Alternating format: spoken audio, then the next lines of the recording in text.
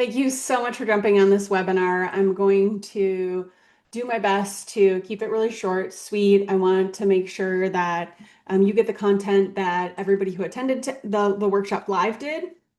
And one of the things that I want you to be able to do is understand these five most important concepts or most important things that we cover at the workshop. And if you have any further questions, always reach out to our office. They are full of very knowledgeable, loving, caring people that are all about watching children thrive. And that's what our office has been about ever since we had a son that was struggling.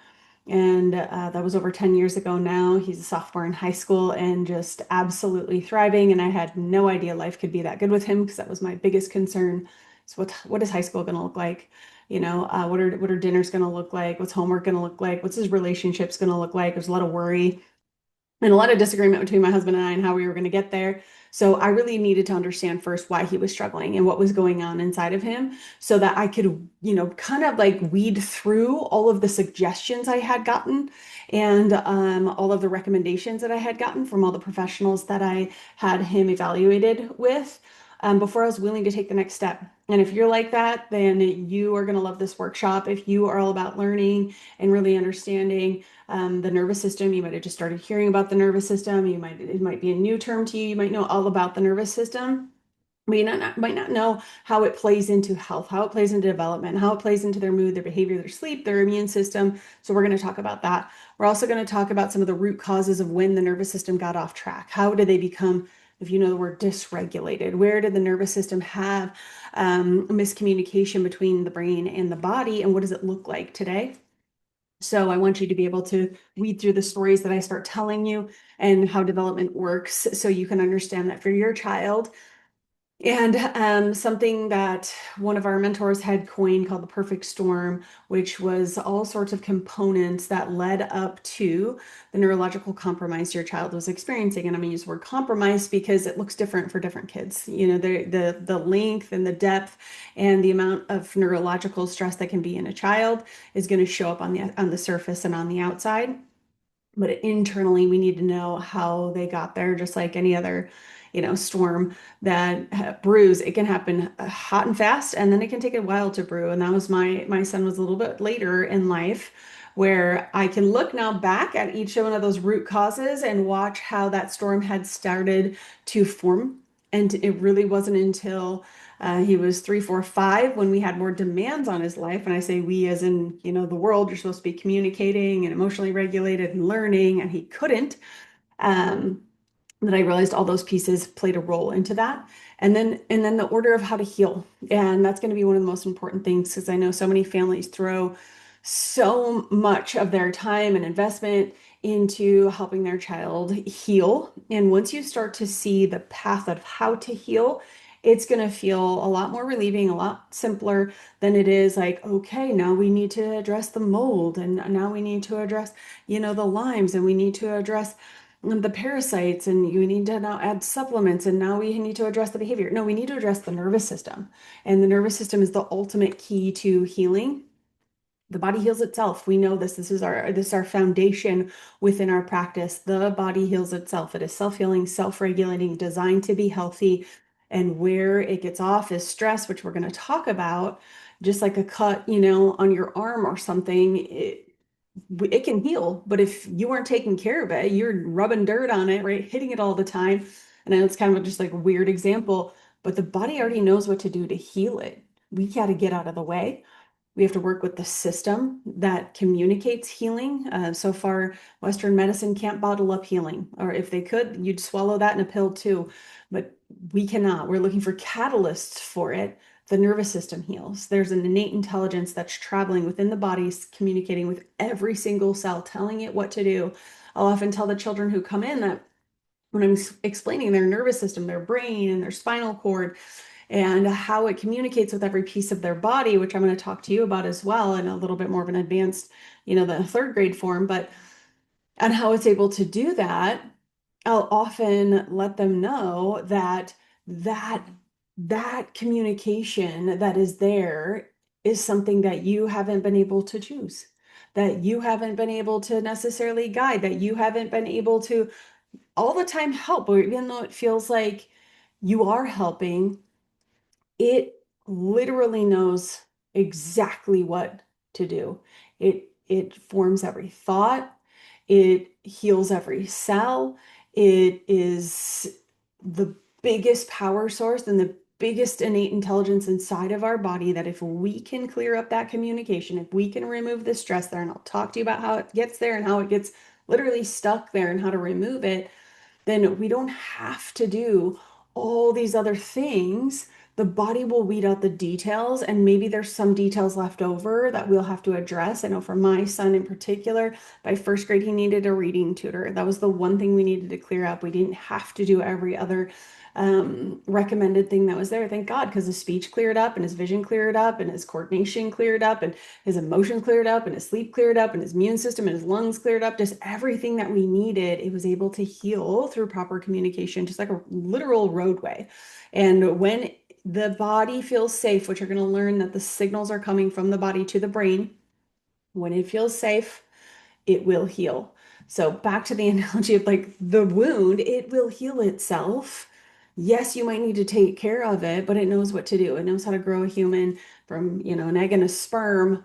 It's going to know what to do when this threat is removed from the system, because we are designed to respond to stress or threats and keep us alive.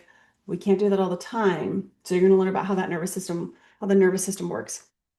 Dr. Bruce Lipton had said the function of the nervous system is to perceive the environment, what's going on around you and inside of you, and coordinate the behavior of every other cell. So what I was going to say before with the kids, before I think my brain got sidetracked to talk about a focus workshop, is that if I were to take all of your bones and muscles off of your body and just left your nervous system, I could still recognize you. That's how many nerves there are, because it has to talk to every single cell in the body. Um, and really what is happening to the mind is often just a reaction inside of the body. And when there is a disturbance within that nervous system, which we're going to chat about, we know that we're going to have different reactions than we were hoping for. We're going to have different coordination, different perception, different healing, different, ways that the body and brain reacts when we get that nervous system safe. The world changes for us. The world changes. And we might have a very safe environment. That's one of the things I like to talk to families about. You might have a, wonderful home environment and you're like, man, my kid's still acting this way. They've got such an easy life. I don't know what's going on. You're going to figure that out here as we continue to talk. Because I thought the same thing with my own son.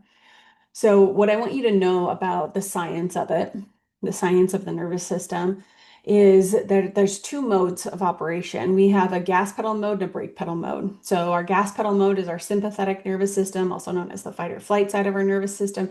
It's our get up and go.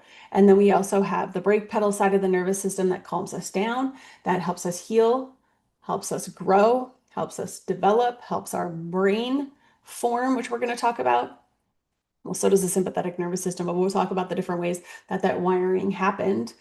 And as adults, we have a fully formed nervous system. Our children do not, which is going to be a huge player into what they experience when they have interference in their nervous system while it's trying to develop. We can get it now. We're like, oh man, I was overwhelmed. I was really stressed, but it knows how to come back down off of that. If we don't have a fully formed nervous system, it's still trying to make sense of the world and perception of the world. That's where we really start to run into some struggles. So this little science picture right here is showing us a cross section of the brain and the spinal cord, and each one of those little numbers and letters right there are correlating with a level of the nervous system and what it communicates with. So the sympathetic nervous system is in green over here. You can see it has tons of wiring because it needs to respond quickly. When you put on the gas, everything has got to go. And our parasympathetic nervous system is the purple one over here. And you can see that it is really stuck just in the, or not stuck, but it is really, its inception is near the brain. It is actually mostly a brainstem nerve. And then, which is why it says cranial. And then down in your sacrum. And those are going to play a really important role as we continue forward talking about that. And how these two different nervous systems operate in opposition of each other. So they do very, very different things. They do the complete opposite of each other. And they're both extremely, extremely important to have and extremely important to have in balance. So where before we used to think we like toggle back and forth between we're either in fight or flight or we're not, we've learned it's more of a balance. So we might be in total fight or flight and very little healing, or in the reverse, or we feel like a balance. And you likely know when you're in fight or flight, you know when your child's in fight or flight, you know when their gas pedal is on, you can't calm them down. And the struggle is they have a hard time leaving there. And that's what we're going to learn about in the nervous system. When it has a hard time leaving, that stress response, that sympathetic nervous system is always in control, then we're going to miss out on developmental milestones that really matter when we're forming that brain and their reactions. So when we're in fight or flight, the first thing that's going to happen is it is a reaction. So think about something jumping out in front of you. You react first, and then your brain makes sense of it later, like, oh, wow, that was just my kid, right? Or, oh, that was a stranger. Now my fight or flight response is going to continue. You know, I can stop once I make sense of it. If I haven't made sense of it yet, I'm going to keep on going. And once again, I have a fully formed nervous system. A child does not. They're still making their perceptions of the world and what's real and what isn't. So yes, video games and what they watch on TV matters. So my senses, my heart rate's going to go up, my blood pressure is going to go up. I'm going to take all the resources from the core, from the parasympathetic nervous system, and shunt them out to the sympathetic nervous system, big muscles. I need to move quick. I need to literally fight or flight, flee. That's what part of that, or freeze. You've heard of that probably. That side of your nervous system needs to be able to utilize the energy, and it's supposed to be quick, it's supposed to be short term. But when it's not, we have a shift, unfortunately, in a lot of different areas. One of the biggest areas we'll see a long-term shift in digestion. Why? Because in fight or flight, you don't need to digest food. Instead, you're going to take the glycogen stores from your muscles, turn it into glucose. You've got some quick energy. Long term, that looks like carbs and sugar. The other thing you're going to do is turn down your immune system. Your immune system doesn't need to work. We don't need to be making long-form immunity to viruses or anything else that's happening in that moment. It is not important long-term. We need to turn down our immune response. We likely don't even have any resources in that core anyway. It's been all out into that motor system with the tight muscles and adrenaline. You're like, oh, I have so much energy. Cortisol, stress, the heart's racing. We're breathing with our chest. Our mouth is open. And I know it's a big deal now with the mouth breathing has come to the surface here with our kids. And kids are like, man, they're a mouth breather. It's probably why their immune system is suppressed or exposed them to too much things in the air. Yeah, no, it's because we're in fight or flight that we can't fight off what's in the air long term. So um, once again, it's the foundation of that nervous system. The other part that you're going to see is inflammation is going to turn up. We have to be ready to heal. If we're injured during fight or flight, when there's an enemy there, we've got to heal that really quickly. And a lot of kids are like, man, there's just so much inflammation inside their body. Yes, they're protecting themselves. In the moment, something short term that should have been turned off by now has not been. And it'll start turning into more of um, a reactionary mechanism. You're going to see them be a little bit more irritable because they're in this low level fight or flight. Their ladder might be tipped just slightly into fight or flight, where it's easier to go full on fight or flight. And it takes about 90 seconds. And that might look like somebody took my toy, somebody said something mean to me, I didn't get to do what I was supposed to do. And I have a low level of the sympathetic nervous system, that gas pedal just humming in the background all the time. It's really quick to kind of lose it. And we're going to talk more about development later and how that plays into the way that the brain and the body connect, and how that brain is formed, to realize how much this stress response will truly start to wire itself and be overutilized compared to a nervous system that has better regulation and balance and has a really strong parasympathetic nervous system response as well as sympathetic nervous system response. So we cannot be in growth and protection at the same time. So if sympathetic's protection, growth is over here in our parasympathetic nervous system. That purple line that you saw, that is going to rest the heart rate. It's going to relax the breathing. It's going to bring it back to our diaphragm. That's going to allow the gallbladder to emulsify fats and break those down rather than those quick sugars and snacks. It's going to stimulate digestion, stimulate our intestines to move. It's going to move fine muscles, not the big motor muscles. We're going to be more coordinated. We don't need these big movements anymore. And yes, it affects the bladder because I know a lot of the children either have a hard time connecting, like I have to go to the bathroom with a sensation that's inside of their body, or even bedwetting at night. So, bigger conversations that happen individually with families on what's going on, in particular with their child's nervous system. I want you to think of full-on parasympathetic. It's like if it is just on, you've got the flu, right? You're in bed, you don't have any brain power, you couldn't stand up, you couldn't put energy into your muscles if you wanted to. You're like, this is literally miserable. I can't retain information that you're saying to me. I don't know what's going on around me. Think about that as full-on parasympathetic and that healing response. All the energy is into that core, which is why you realize we need balance. We need to get up and go, rest and heal. And then during the day, we need to feel what's called regulated, where it's like, oh, if I need to respond to stress, I can, but I'm not going to over respond. If I need to heal, I can, but I'm not going to collapse and not be able to focus in the day. And you'll see probably where, your child lies even before we run neurological testing on them, which we do in our office to be like, oh, yeah, I kind of can see where their balance is, they're always kind of like lethargic and they can't quite retain the information. They're probably shifted in parasympathetic and their sympathetic nervous system is undertoned. And we'll talk about the phasing and the care of how that happens. And then we have other parents that are like, man, my kid can't even regulate. They're so impulsive. They're all over the place. Like everybody gets punched, right, sort of thing, or bit or whatever.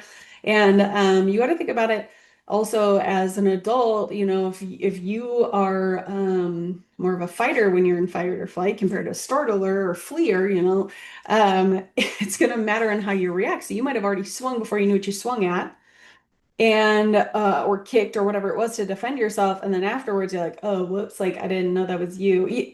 Same kind of things with kids. I have a fully developed nervous system. They don't. They're like, oh oopsies, I didn't mean to necessarily hurt my sibling, but also I was fighting for my life for that truck, whatever it is, Dolly, I wanted to brush her hair. For people who still love the science, I wanted to show a picture of that purple wiring and just how robust it is, because I don't think this picture does it justice. When you look over at the vagus nerve, so it's cranial nerve 10, you've got 12 cranial nerves. You can see the ones that are involved in parasympathetic in here. That 10th cranial nerve is the gut-brain connection, or we call it the brain-gut connection. It is robust. This nerve has 9 times more fibers than any other nerve fiber in the body. It's running the show, 2/3 of the show, at least for the parasympathetic nervous system. And it is so, so intricate that 80% of what is happening in your body is being sent up to the brain. So it is really sensory. It's motor as well, but it's sending information to the brain of what's happening in my gut and my heart and my body and my liver and my gallbladder, my bladder, all the things. You get it. Sending it to the brain. Then there's 20% coming back down. So it is more of 20%. What am I going to do about what's happening here? So if we have a lot of stress happening in the body, the brain is just reacting to the stress that's there and shooting back out a reaction. We'll like turn down the gut, turn up the heart. Like we gotta defend ourselves. And that vagus nerve, a lot of people try healing the gut first, and you're gonna learn that while that's really effective, it's not the whole picture. And because we have to address the strength of that vagus nerve first, more so than the cleanliness of the information that's getting to that brain.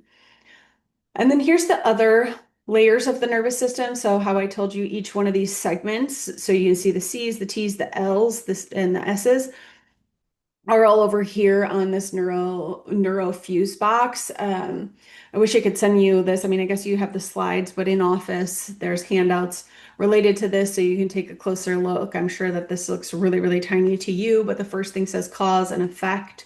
When there's stress in an area in the nervous system, chiropractors call it a subluxation. I will get there. What are some of the effects that we can potentially see? And there's sometimes you can check all the boxes, sometimes you check a few. So sometimes there's big disturbances to that nervous system. Sometimes there is a few. Sometimes there's global distress in the system. Sometimes it's local or regional. So once again, we measure it on our scans, which I'll talk to you guys about here towards the end so you understand what we're looking at. I want you to understand the nervous system first. And what we are looking at as far as chiropractors is the cause. So if there's stress between the brain and the body, we know that there's going to be effect. And rather than covering up that effect of the stress, much like we've been taught to do, like, oh, we have a symptom, cover it up with, medication or therapy or whatever, or supplementation, whatever it is, rather than saying, hey, where's the miscommunication coming from? Why aren't we healing in the area? What's slowed healing here? What's slowed development here?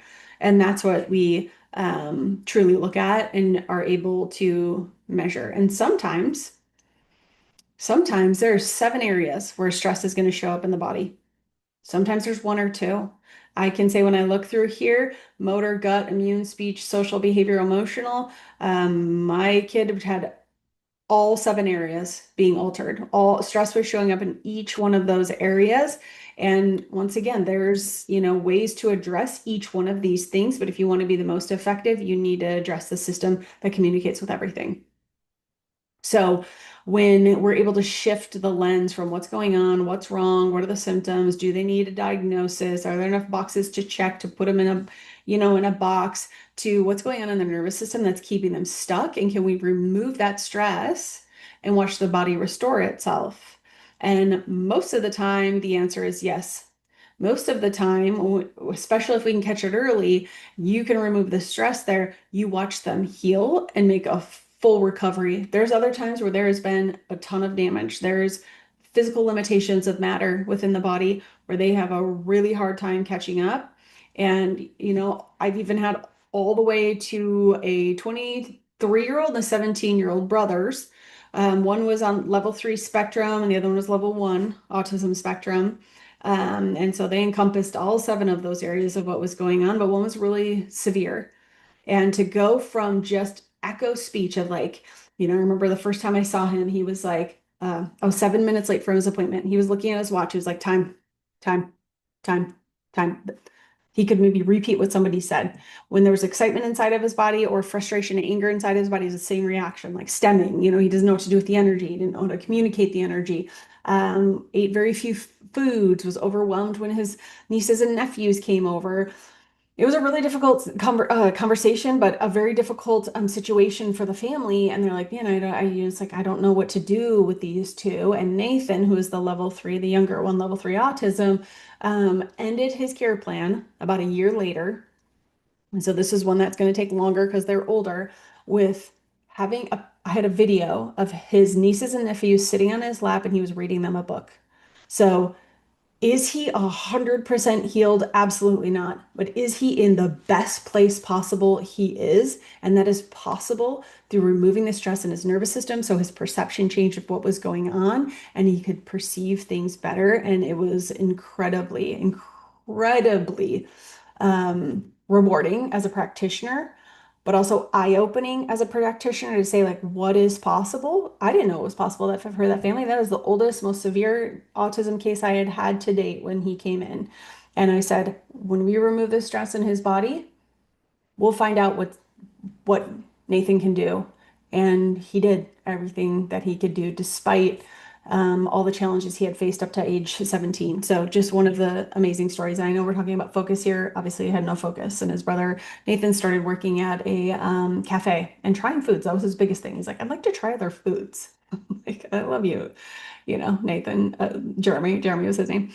Okay, so subluxation is that big fancy word that chiropractors use to say stress that is stuck. And yes, we measure it. It's interference between the brain and the body. And you might say, okay, where does it come from? There's 3 different ways it comes from, and you're going to learn which ones are the most important. Really, they all are, but there's physical stressors that happen to us. There's chemical stressors that happen to us, and there's emotional stressors. And the biggest thing is they can stack up. And when they came and where they came and how much of these we had will determine the stress that's in our nervous system and how it's showing up today. and also how it progresses. So a subluxation has three forms or three stages of progression. And the first thing is I'm sympathetic dominant. So I'm in fight or flight. The sympathetic nervous system has taken over. Once again, for children, they're still forming their sympathetic and parasympathetic nervous system and how to make sense of everything. Their brain and body are still forming.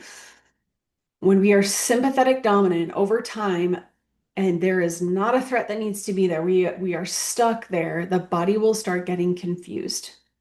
When it is unorganized information reaching the brain, remember that 80/20 thing I was talking about, it is like, I don't know what you're trying to tell me, but here's my best guess, like here you go. And we'll see all sorts of, I'm going to call it errors in what should be happening, whether it is emotional development or physical development or cognitive development. The seven areas that we just looked at, there's confusion. And stage three of a subluxation is exhaustion, confusion. They are having a hard time even with their emotions or self-harm sometimes. They are often even just wired and just tired. They're wound up and worn out. I mean, it happens to us as an adult as well. We can quickly get through these stages, and a child who's developing a nervous system gets there really, really, really, really quickly. So one thing that I wanted you to walk you through, so stress, this stress isn't what happened to you, it's what's happening inside of you as a result of what happened to you, and it's how it's showing up today. So if stress is stuck inside of the body and sending those signals, confusion to the brain, that's what you're going to see. So input is going to equal output. Yes, we always look at the output. As a culture, we're going to look at the input, or we're going to see where that came from and how the nervous system developed. So let's talk all the way to the beginning from conception of, like I said, an egg and sperm meet together. Those two cells can form an entire body of like 50 billion or 70 billion cells. I mean, that's insane. It literally knows what to do. But yes, stress can get in the way. And the very first thing to form in utero is something called the neurocord. The neurocord is the brain and the spinal cord. That thing has to form first, even before the heartbeat, because something has to tell the heart to beat. So we, yes, are getting all the nutrients from mom. We want to eat well. We want to take care of ourselves, but we're also getting your mother's nervous system. And sometimes that is a wound up nervous system that is taking care of other kids, or having a distressed marriage, or having financial struggles, or having a loss that they're dealing with. We often will hear about different emotional stressors during development. And sometimes, that mom might be so distressed that they weren't even able to sustain their pregnancy, might lose the pregnancy, the baby might be born early, the mom might not be able to relax enough to go into labor. So there's some pretty important things that are happening with mom's nervous system because we are preparing our babies for the outside world.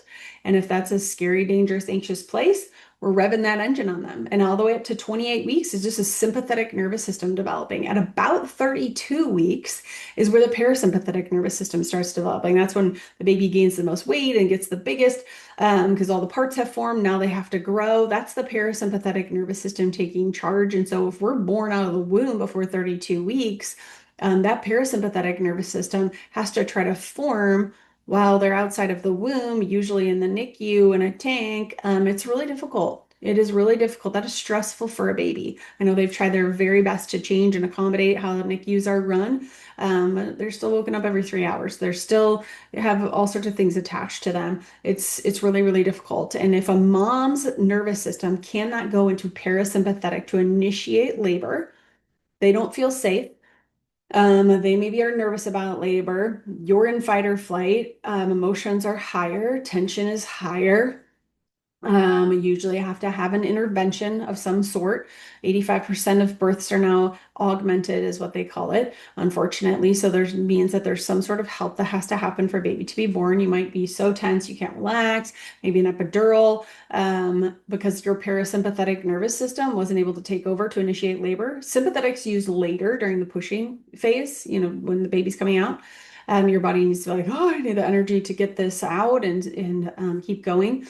But it often leads down the route of either forceps, vacuum.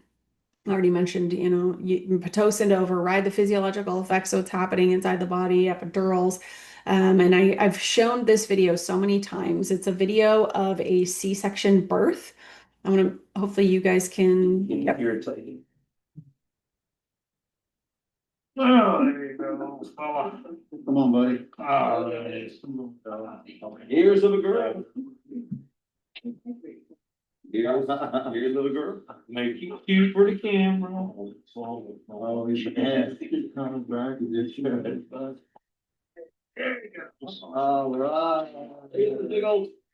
So I've seen that video hundreds of times. I've done this presentation hundreds of times. I've asked families to show me their C-section birth or their other births if they will, to look at what had happened during that birthing process. Here's a picture, of a baby being pulled up by the hands. That other thing was the vacuum, and it was a scheduled C-section. So the doctors were calling, they're pulling the baby out. They're acting like it's not a big deal when we know that, first of all, we never touch a baby like that. We are never pulling out a baby's head or neck. We would never pick up a baby by the head. We would never, ever in a million years think to do that. That's the thing we protect the most. And if we don't think for any way, shape, or form that there's going to be disruption, subluxation, tension, neurological compromise to the most delicate fibers inside of the body that's communicating between the brain and the body, we're crazy. And I know this sounds morbid, but they use up to 120 pounds of pressure. 140 is decapitation, so they get close. And yes, that's happened before. I know this sounds disgusting and awful and horrible to think about, but there's a lot of tension put to that head and neck of that baby whose nervous system hasn't even touched gravity, hasn't even taken their first breath, hasn't even tried to nurse or latch yet, hasn't even tried to swallow, hasn't even tried to initiate this vagus nerve. If you remember, that brainstem nerve lives in the upper cervical spine. It controls the tongue, latching, swallowing, digestive tract, emotional regulation. And often the only thing babies can tell us of why they're hurt is that they're crying. They're uncomfortable. They're stiff. They're arching. They're not keeping their food down. They might be throwing up. They might not, be able to latch well. That's the first sign of stress inside of our nervous system. That's the first sign of subluxation, of neurological interference. The body can't do what it is already designed to do. And if we aren't able to remove that subluxation, we don't outgrow it. That's the one thing that, a lot of people say, like, oh, they'll all grow it. It's just a phase. You grow into something else.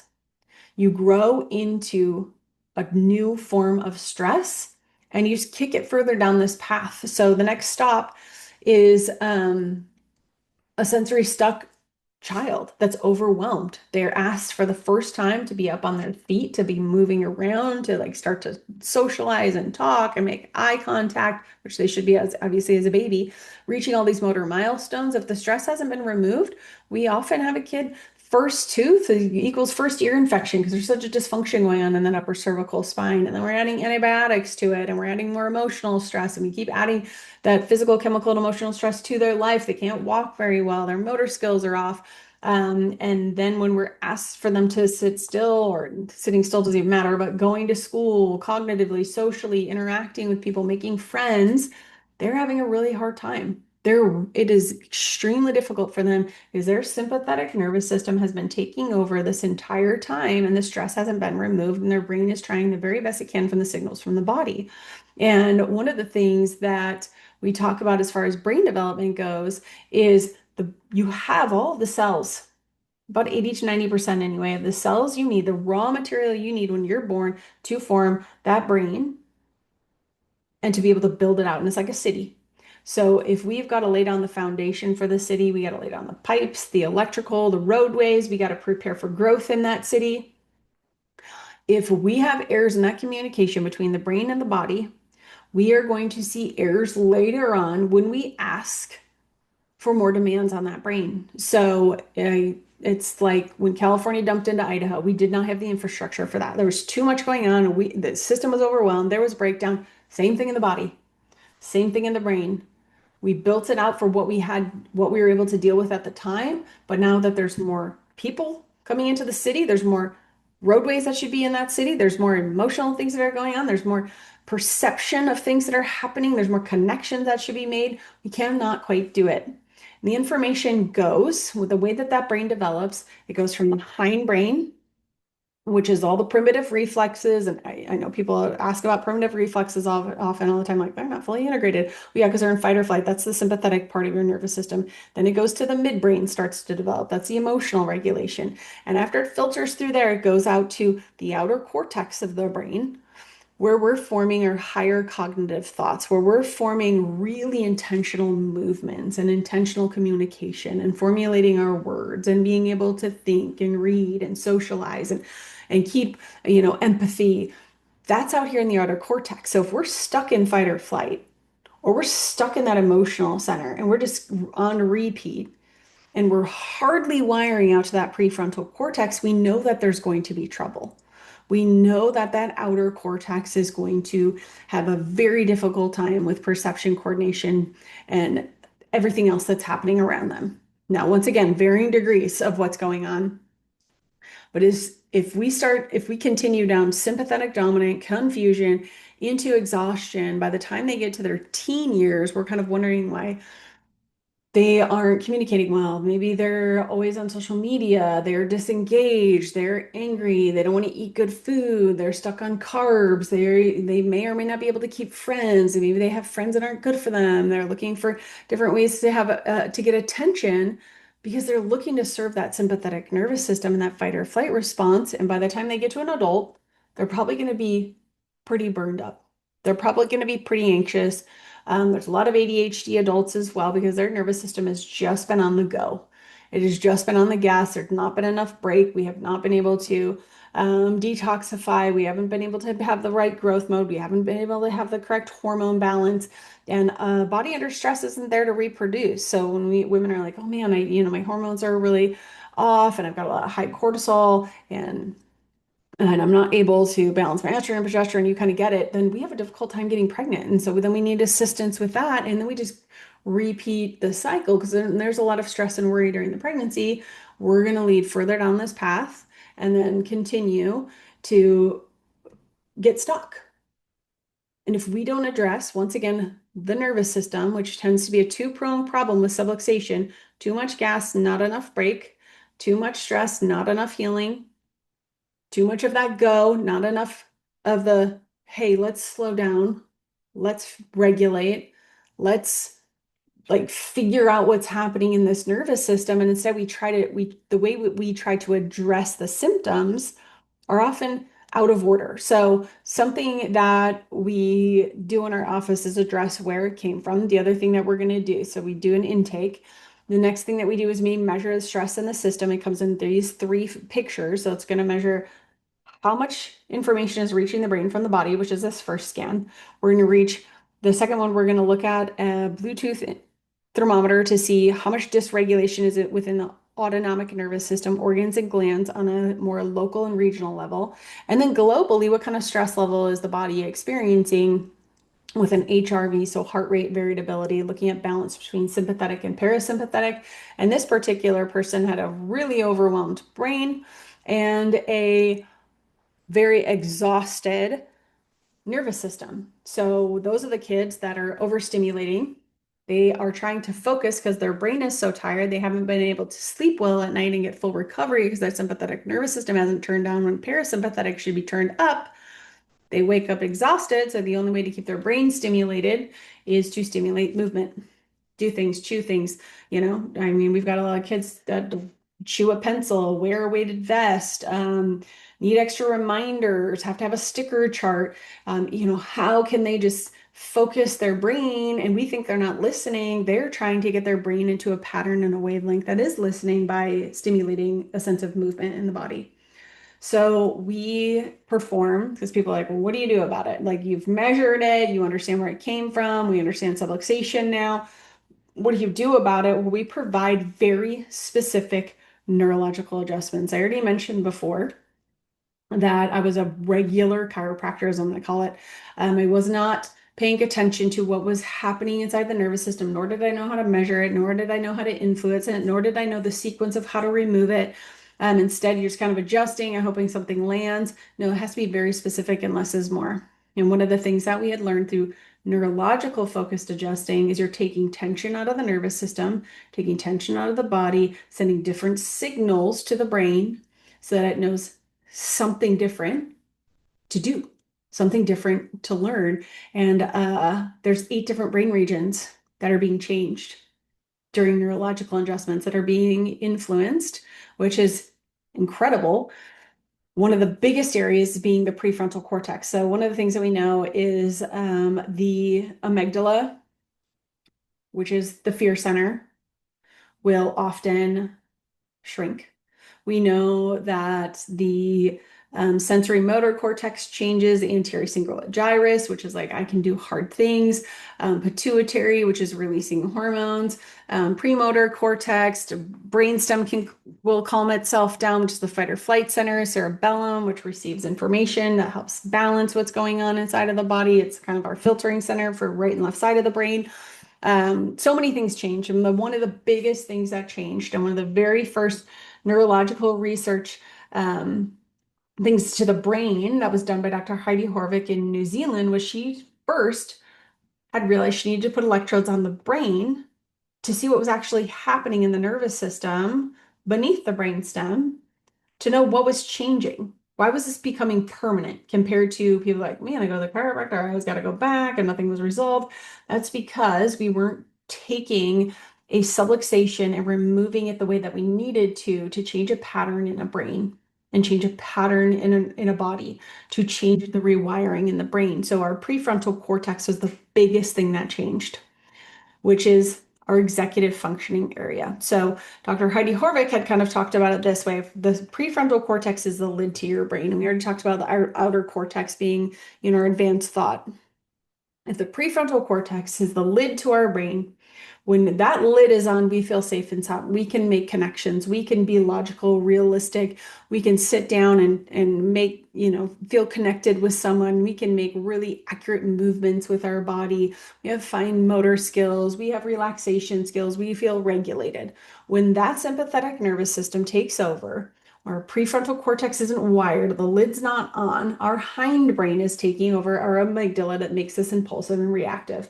So when we're forming those messages to the brain and it cannot get past the amygdala because everything is being filtered through the fear regulation response, or maybe some of it is we got a little bit of wiring that's happening in that prefrontal cortex, the lid's just a little bit loose.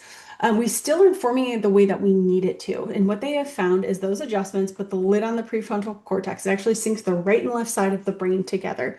So now, which is what people try to do, like brain balance and other ways to stimulate what's happening, right and left side, cross pattern movement, right and left side of the prefrontal cortex syncs and the wiring becomes stronger and more robust, which is the most incredible thing to even think about, of the way the brain changes based on perception in the body when you've removed the subluxation and the interference. So there is clearance there. And now we're not going around a detour. We've changed this pattern that they have habituated in there because there's neurological tension that's been there. It's had to work its way around it. We're able to change all 7 of these areas within the body. All 7 of them have been proved to change within the brain. And the biggest thing is it then translates into life. It translates into children that were once struggling, feeling bad about themselves, kicked out of preschool, like this little guy. He actually even had a SPECT scan to look at his prefrontal cortex. They called it offline. Well, of course it was. He was in complete fight or flight, and the way that his brain was able to organize is absolutely incredible. So you can even see like his name progression, and how much his handwriting improved, his coloring improved. I mean, the kid just was, he's incredible, and he's still under care today after his parents went through a care plan to get the stress off his system. They're like, well, we're just going to keep it this way because there's always still stress coming. I'm like, great. So if you think about it as like, drain the pond, now it's full of clean water. You're skimming the crap off the top that lands in there instead of feeling so overwhelmed. How I was saying before, it's like, oh man, now I have to address this and I have to address this and I have to address this. No, there might be some more things to work out, but that is so much less complicated than we make it out to be. And the body's way more intelligent than we give it credit for. This is Amber. And this is a scan that's looking at the way the brain and body are communicating, the overwhelm, the sympathetic nervous system on repeat. We can measure at these scans her energy index. We wanted about 150, which is where she ended in September. She's still under care once again. This is her on 3 medications. This is her still struggling socially, emotionally in school. Was just had gotten an autism diagnosis. And when she came in, I looked at it and said, well, her nervous system is so overwhelmed. Of course, she's having these reactions. Of course, these are the effects of what you're seeing. She's also a twin, so she had to share space in the womb. That's another stressor that can be there depending on twin positioning and how they were delivered. You can just see how much noise. You don't have to be a doctor to be like, oh, wow, that is a lot of chaos inside of that system in April. And how it slowly started to come out May, June, July, August. Here's the normative graph. It almost looks like a normative graph along this gray line that we want her nervous system to fall. That's a calm nervous system. And this is actually her off all 3 of her medications and going to school and making eye contact. Her life has completely changed. Her mom, Jessica, just has like loved um, what she has found is possible for her daughter. And I'm the same way. I obviously do this for families because of what was possible for my son and having that undying faith of the human body. Now, most people bring their kids into us. So I'm checking the time, so I'm gonna make sure I'm not going over here. Most people bring their kids to us for brain-based things. So their emotional health, their behavioral health, their speech, the way that they're taking in information, the way that they make connections with friends, their social acts, or their social actions. And we have to know that it is literally the tip of the iceberg, that there's 3 other layers to the way that the brain and the body develop that need to be addressed. The biggest one being the foundation.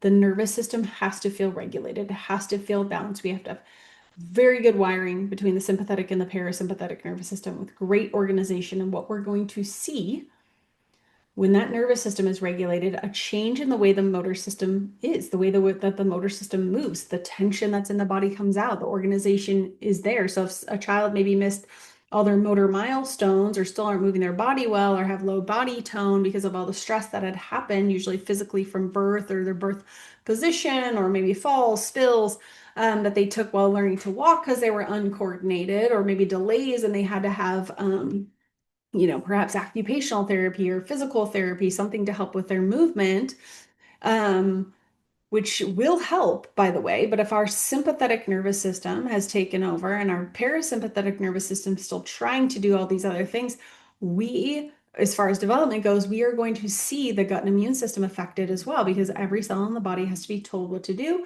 It also has to move. So the heart needs to beat, the gut needs to, move the food through the peristalsis. You already learned about the vagus nerve. That gut and immune system is affected. And you might have already tried the detoxification and the supplementation. I've already mentioned all of that. People hit that layer hard too, but it's unable to be received through a nervous system that's in fight or flight. Or once again, brain-based challenge. You might have tried a medication, you might have tried a sticker chart, you might have tried cognitive behavioral therapy, and all of these therapies are so great. They can be so wonderful. They're well designed, speech therapy, all the things to address a struggle that's going on, but it's usually an effect of a nervous system that's overwhelmed or underwhelmed and not communicating well with the brain. And we need to get the foundation solid first. And then parents will see the effects of therapies they've tried, or like I said, if there's details left to work out, they still need to detoxify, if they still need some sort of tutor to really help them through what's going on. It is received through a calm, regulated nervous system. It means all the difference in the world, and it meant the difference in the world for my son. I have a few more of these up here just to look at right and left sides of the brain and how dysregulated this little guy was on Adderall and had to switch schools. Another little guy that was dysregulated internally. So this is the one that's where it's like, if you are stuck in internal organ and gland function, you don't have enough energy for the motor system, of course you are going to have focus issues because the motor nervous system doesn't have what it needs. So you don't need to know anything about necessarily these scans, just to know that we measure it, we track progress, we have game plans around it, we sit down with these families and guide them through it. I wanted to share two other stories of parents who were here at our last workshop in early November, where they came because they had one child with ADHD and one child with executive functioning disorder. And Benson, who had started, you can once again see how just dysregulated his brain was. His mom sat here in this workshop and was like, she actually had a confused look on her face. And I was like, oh, I don't know if she's picking up when I'm laying down, but she was. She was just like learning so many things of like, wow, how did I not know this? Benson was doing speech therapy, wearing a weighted vest. He actually had pencils taken away from him because he chewed them to oblivion. But it was just an overstimulated nervous system. He said that he had a race car in his brain that was driving around there so fast. And his mom was like, oh, wow, okay. So his mind raced. He was impulsive. He was reactive. His lid was off pretty frequently. In December, after we gave him a series of 12 adjustments, you can see just how much it calmed and organized. His mom even asked him, how's the race car in your brain? And he's like, it is really, really slow.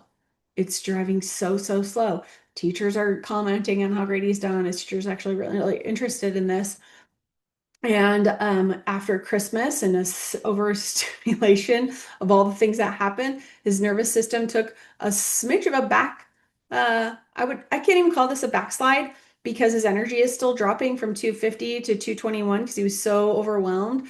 But you can still tell that there's stress there, which is why we make for him a 6-month care plan. That is like, this is how we are going to change the way that his foundation of his nervous system and his patterns in his nervous system so that it is coming from a firm foundation instead of helping it a little bit and then not making sure that it sticks, just like any other habit inside the body. Here's his sister Reagan with the executive functioning disorder. And if you know that, it just means her lid's not on.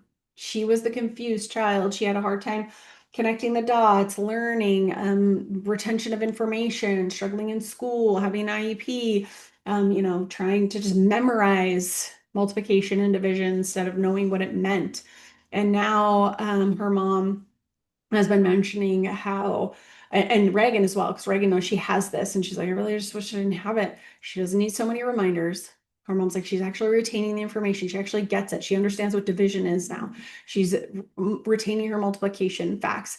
And we're just into January. One of the things I wanted to highlight with her, because you might look at this and be like, I'm not really sure what's changed.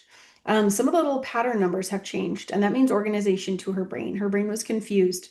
We went from a pattern and a symmetry percentage of 57 and 41, and we're up to 70, above 70. We're going to want these above 80 to know that her brain is more organized. But the changes that are happening are so fast because the wiring to the brain happens and changes so fast. It's called neuroplasticity, and it is incredible what it's able to do, especially when we're younger. This is the medical journal that my son is in, that we did a case study on, and incredible changes that he had. Once again, I told you it was 10 years ago, and how we were able to change the foundation for him, which changed his life. He went from being unorganized and uncoordinated and just literally such a mess and just heartbreak for us to figure out what was going on with him, to thriving in school, learning probably just as fast as his peers, if not more. It doesn't matter to me necessarily grades, but getting A's and B's, and was a scholar athlete, got a award being offensive player of the year on his football team for as a wide receiver, meaning catching the ball, crazy, and one of the fastest freshmen in the state in the 200, qualified for state in 4.8, 200. Just incredible things coming from a child who was so uncoordinated and so lethargic and unable to connect the dots to know this is what was possible in his nervous system when it was organized. And it's been yeah, the biggest blessing. I have his handwriting before and after. He had people ask me, he had a 6-month care plan as well. This is one of his races. I should probably put on one of his newer ones up because that was in like 8th grade or something. I'm sure he hates it. He hates it when we talk about him being a teenager. Like nobody wants to talk about that. Um, but one of the things that we do to help parents, I already have chatted all the way through here, is we do an initial consultation for you and your child, figure out where the stress came from. We run a scan. We check where the subluxations are you, or where are you at in the staging of the subluxation. And then we provide a care plan for families to know how to move forward. And because you come here tonight, normally that's $225. You can do that for $99. We have this scan bar that's live for tonight till midnight. So you can either, I know there's a lot of you here, I know that that ooh, this might not, because you're watching a recording, be live for you. So, you're gonna have to tell my team that you saw this. That's what you're gonna have to do. And say that you can come in for the $99 because this likely isn't going to work for you, and the thing is only open for 24 hours.